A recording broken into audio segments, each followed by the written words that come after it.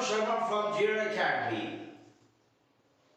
My dear students, आज मैं आपको एक बहुत ही ग्रामर का इंपॉर्टेंट चैप्टर पढ़ाने जा रहा हूं। Report the conversation. Reporting the conversation में एक से एक स्मार्ट रूल्स होते हैं जो आपको सीखना है। ऐसे मैं आपको बताऊं, सीबीएसई क्लास 9, क्लास 10, चाहे वो कम्युनिकेटिव इंग्लिश के हों या एनसीईआरटी के, ये कंपलसरी क्वेश्चन है जो 1 या 2 नंबर का एवरी ईयर पूछा जाता है। मैक्सिमम 2 मार्क्स के पूछे जाते हैं। बड़ी बात, तो मैं आपको एक से एक रूल बताऊंगा।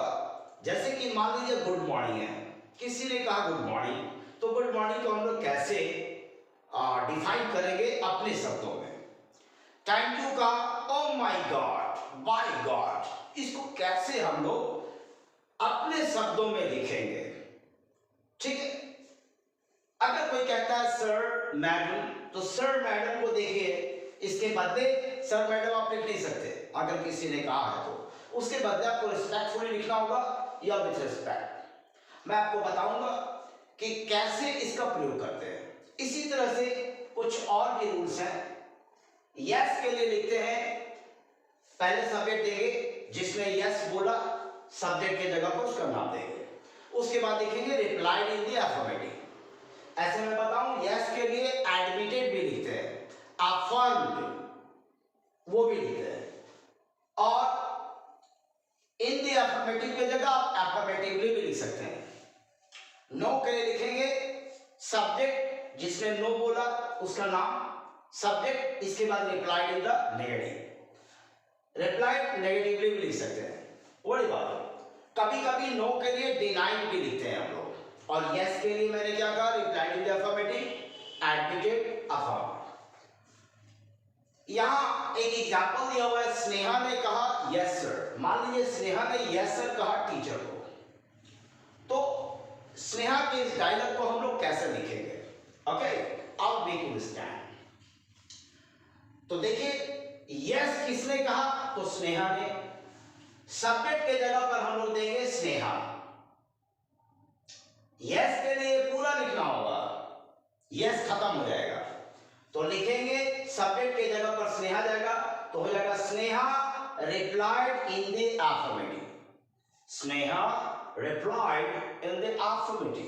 ओके, लेकिन यहां तो सर भी है भैया मेरे, मैंने आपको सिखाया था सर के लिए रिस्पेक्टफुली देंगे या विद रिस्पेक्ट। 99% रिस्पेक्टफुली का प्रयोग किया जाता है, 99%। तो रिस्पेक्टफुली को लगाएंगे रिपोर्टिंग वर्ब के पहले।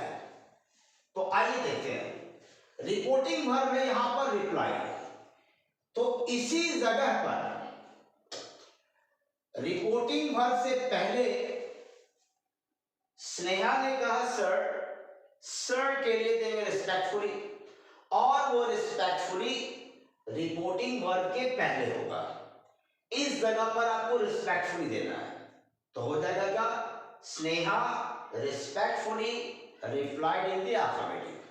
तो इस क्वेश्चन का आंसर हो गया Sneha respectfully replied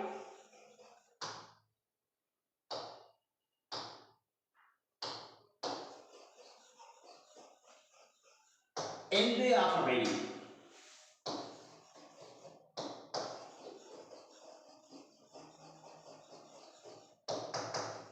My dear students, देखिए यहां पर ये रिपोर्टिंग वर्ब है। रिपोर्टिंग वर्ब के पहले हम लोग रिस्पेक्टफुली लगाएंगे। अगर इसमें विथ रिस्पेक्ट लगाना है तो लास्ट में लगाएंगे Sneha replied in the affirmative with respect. ऐसे आपने सीखा कि सर या मैडम के लिए देंगे रिस्पेक्टफुली या विद रिस्पेक्ट, और यस के लिए सब्जेक्ट, जिसने बोला yes, replied in the affirmative, no के लिए रिप्लाइड इन द नेगेटिव। अगर स्नेहा कही होती नो सर या नो मैडम, सेम रूल अपनाते, बस अफर्मेटिव की जगह नेगेटिव हो जाता है, अफर्मेटिव की जगह नेगेटिव हो जाता है। कहने का मतलब अगर वो नो सर कही होती तो होता Sneha respectfully replied in the negative, affirmative की जगह नेगेटिव। तो माय डियर स्टूडेंट्स, बहुत सारे स्मार्ट रूल्स हैं। मैंने अभी थोड़ी देर पहले कहा था गुड मॉर्निंग को कैसे डिफाइन करोगे, थैंक यू के लिए क्या लिखोगे।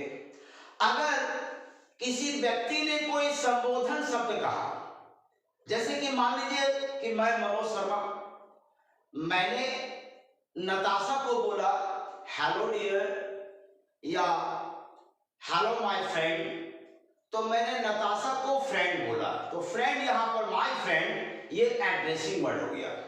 एड्रेसिंग वर्ड को भी तीन तरीके से डिफाइन करते हैं। अगर मान लीजिए किसी ने कहा वाई, क्यों, तो वाई को कैसे डिफाइन करेंगे? एक से एक स्मार्ट रूल्स है जो हम लोग सीखेंगे। कम से कम 12-13 स्मार्ट रूल्स है जो एग्जाम्स के लिए बहुत इंपॉर्टेंट है। उसमें से कौन एग्जाम में दे देगा इसकी कोई गारंटी नहीं है। You have to learn all about the smart rules, okay? So let's understand the next rule, okay? I'm to make you understand the next rule.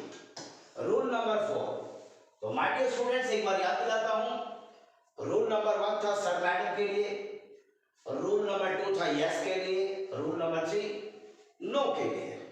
और अब हम लोग रूल नंबर 4 सीखेंगे कि अगर मान लीजिए कोई व्यक्ति कहता है good morning, my dear, good morning कहेगा, गुड इवनिंग भी कह सकता है, गुड नाइट भी कह सकता है, गुड आफ्टरनून भी कह सकता है। इसका रूल बहुत ही सिंपल है। सबसे पहले आप सब्जेक्ट दोगे प्यारे, ओके? और गुड मॉर्निंग दिल से विश करने वाली चीज है, इससे इसका रिपोर्टिंग वर्ब होगा विश्ड। सबसे पहले आप दोगे subject, reporting verb always past में देते हैं, दैट्स द रूल। सब्जेक्ट जिसने गुड मॉर्निंग कहा उसका नाम यहां लिखेंगे विश्ड, और विश्ड के बाद हम लोग देंगे ऑब्जेक्ट, मतलब जिस व्यक्ति को गुड मॉर्निंग बोला गया है उसका नाम याद देंगे ऑब्जेक्ट, और साथ में देंगे गुड मॉर्निंग, ओके? यहां पर अगर गुड इवनिंग होता तो मॉर्निंग के जगह इवनिंग डाल देते। तो ये रूल हो गया। जैसे कि आपको एक एग्जांपल है, पहले एक और रूल बता दूं, इसका एक और रूल होता है। सब्जेक्ट लिखोगे और विश गुड मॉर्निंग को एक साथ रखेंगे तो इसका सेंटेंस पैटर्न तैयार होगा। सब्जेक्ट के बाद जिसने गुड मॉर्निंग कहा उसका नाम देंगे और देंगे wish good morning to, wish good morning to, और इसके बाद देंगे ऑब्जेक्ट जिसको गुड मॉर्निंग बोला गया। तो ये दो रूल है। इसको मैं समझाने के लिए मैं आपको एक example, I will cite one example to make you understand. Now here, मान लीजिए कि राज ने अपने दोस्त को बोला गुड मॉर्निंग। और भी अच्छा करता हूं ताकि और रूल सीखे आप। गुड मॉर्निंग अपने टीचर को बोला, मान लीजिए, दोस्त को छोड़िए, गुड मॉर्निंग सर। तो इसके बाद टीचर का कोई ना कोई डायलॉग होगा। मैं टीचर का डायलॉग नहीं लिख रहा हूं, मुझे अभी गुड मॉर्निंग सिखाना है, टीचर ने भी कुछ कहा होगा। तो राज ने कहा गुड मॉर्निंग सर, इसको कैसे डिफाइन करेंगे अपने शब्दों में, आइए सीखते हैं। दोस्तों, राज ने गुड मॉर्निंग कहा तो सब्जेक्ट के जगह पर राज लिखेंगे, और राज ने गुड मॉर्निंग किसको कहा तो टीचर को, तो ऑब्जेक्ट के जगह पर हम लोग लिखेंगे द टीचर। तो यहां राज जिसने गुड मॉर्निंग बोला और किसको गुड मॉर्निंग बोला तो टीचर को, तो Raj wished the teacher good morning. इसको डिफाइन हमने कर दिया, किंतु यहां तो सर भी है। माय डियर स्टूडेंट्स, मैंने थोड़ी देर पहले बताया था आपको कि सर के लिए या मैडम के लिए रिस्पेक्टफुली देंगे। रिस्पेक्टफुली कहां देंगे तो रिपोर्टिंग वर्ब के पहले। आइए हम लोग सवाल को फिर से देखें। तो देखिए, सर को डिफाइन करने के लिए मैंने कहा था 99% रिस्पेक्टफुली लगाते हैं, वो भी रिपोर्टिंग वर्ब के पहले। तो भैया मेरे रिपोर्टिंग वर्ब यहां पर तो बेस्ड है, तो इस जगह पर आप लगाओगे रिस्पेक्टफुली। कहने का मतलब कि राज ने गुड मॉर्निंग कहा तो सब्जेक्ट के जगह पर राज आएगा, ऑब्जेक्ट के जगह पर द टीचर, टीचर के पहले द लगाएंगे अपने मन से। आंसर हो गया Raj respectfully wished the teacher good morning. एक बंदे ने कहा कि सर मेरा मन करता है कि मैं विथ रिस्पेक्ट लिखूं, तो लिखो भैया रिस्पेक्टफुली नहीं लगाकर लास्ट में लगा देंगे विथ रिस्पेक्ट। तो एक और आंसर हो गया Raj wished the teacher good morning with respect, हो गया आंसर। एक और विधि है, इसमें इस सेंटेंस पैटर्न को फॉलो करेंगे, तो यहां पर हम लोग रिस्पेक्टफुली लगाएंगे। फिर से एक बार answer, Raj respectfully wished good morning to the teacher. अगर आप रिस्पेक्टफुली नहीं लिखेंगे तो लास्ट में लिखेंगे with respect, that's the way. तो मैं इसका आंसर नेक्स्ट पेज में लिखता हूं, राज रिस्पेक्टफुली विश्ड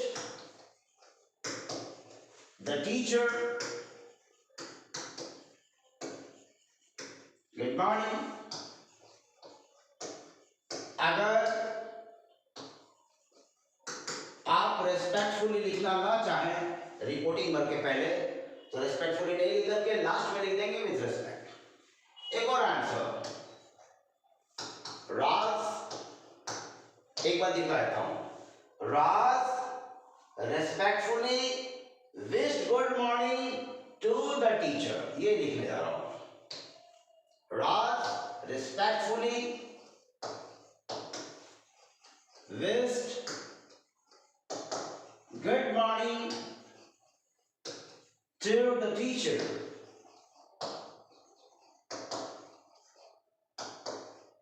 तो ये जो मैंने सेंटेंस पैटर्न दिया, ये एक सांचा है, इसी सांचे पर सेट कर देंगे।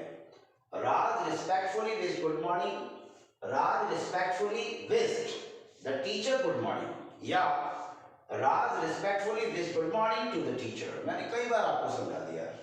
आप रिस्पेक्टफुली लगाएंगे तो दोनों के लास्ट में विथ रिस्पेक्ट लगा देंगे, तो that is the answer. Respectfully को हटाएंगे तो लास्ट में विथ रिस्पेक्ट, यहां पे रिस्पेक्टफुली नहीं देना है तो लास्ट में with respect, that's the way.